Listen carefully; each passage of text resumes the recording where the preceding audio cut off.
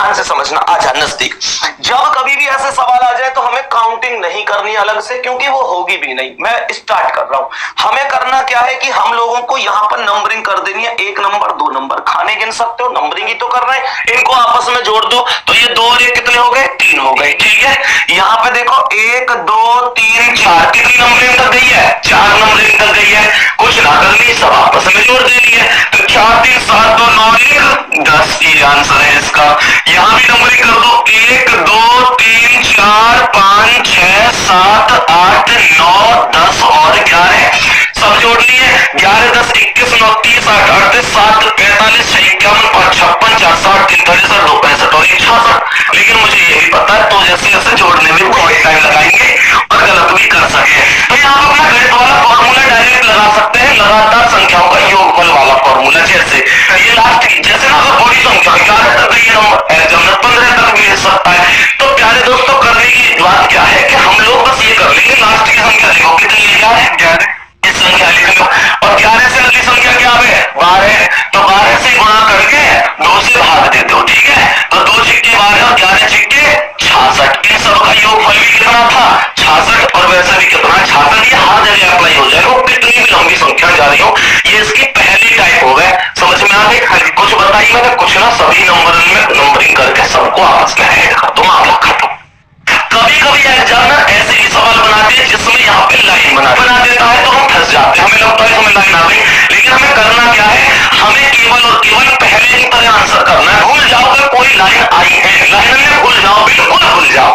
तो तुम्हें करना क्या है, ध्यान से, 1 2 3 4, ठीक है, जोड़े पहले की तरह, 4 3 7 2 9 1 10, भूले ना, कितने हो गए, 10, 4 3 7 2 9 1 10।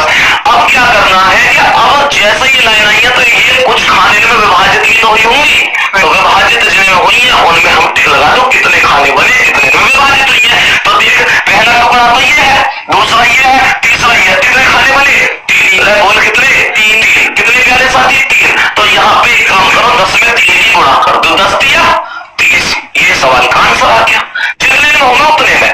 जैसे ये है, ध्यान से समझ, बेसिक है। नीचे 1 2 3 4 5 6, कितने 6, जोड़ो। सबसे पहले काम है जोड़ो, 6 5 11 4 15 3 18 2 20 और 21 21 लिख दी। अब क्या करना है, वही पहले वाली स्टाइल में, 1 2 3 4 4 तो 21 चौक 84, 21 चौक बतौना तुम यहाँ बताओगे, बड़ा करके देख ले, 4 1 4 4 2 8, तो ये कितनी बन गई, 84। बात आ गई यहाँ तक समझ में। अब तुम कहोगे और क्या नया बन सके।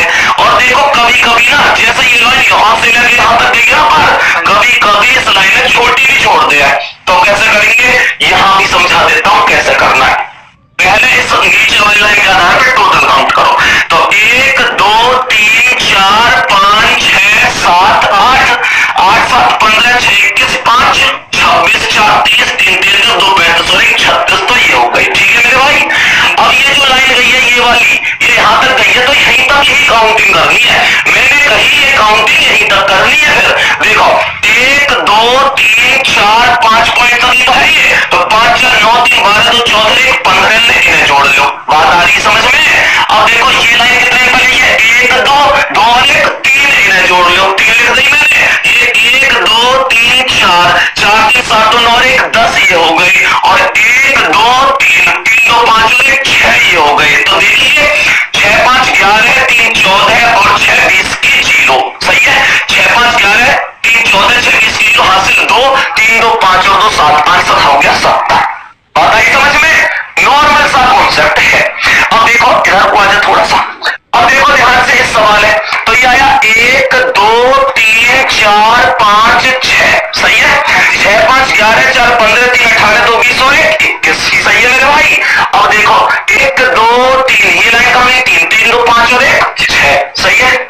यहाँ देखो 1 2 3 4 4 3 7 2 और 1 10, वो लेना है, कितना 10। यहाँ देखो 1 2 3 3 2 5 और 1 6, जोड़ी एक बारी ने, 1 और 6 7 और 6 13 कर 3 हासिल 1 2 1 3 और 1 4 43 आंसर है।